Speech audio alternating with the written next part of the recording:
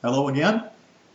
Since it is early January right now, it's a good opportunity to show you this map by the National Oceanic Atmospheric Administration and discuss a little bit about when in the calendar the coldest portion of the winter typically occurs.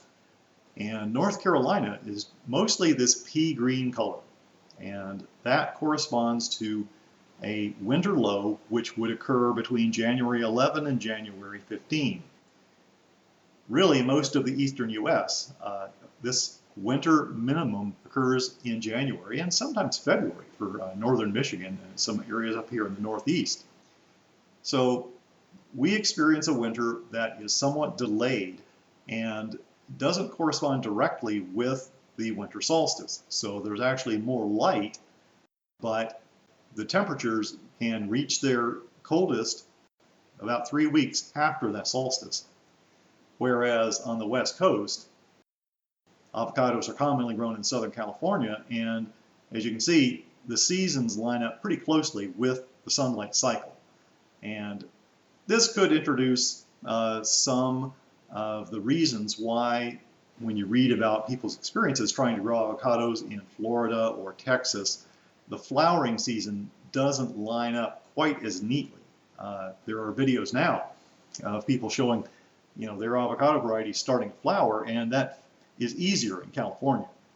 Whereas over here in Florida, the coldest day of the winter can occur in January, and that may affect how plants behave in addition to the salt soil and other reasons. So you have to consider climate in addition to soil type and rainfall and sunlight and a lot of different things that can influence whether the portion of the country where you live will be successful if you try to plant outside.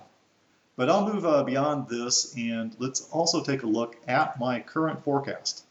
Here we are in early January 2022. Tomorrow morning it will get down to about 25 degrees, and my plants have experienced this before. If I put them near the house, that's enough of a microclimate, they can get through that without much damage. And I would say really this is a typical phase of January here. Most of the high temperatures get above freezing. We start seeing some 20-ish degree nights. Farther out in the forecast, if this really holds, this is pretty cold. The forecast says 22, that it'll get below freezing in the evening and stay below freezing all night.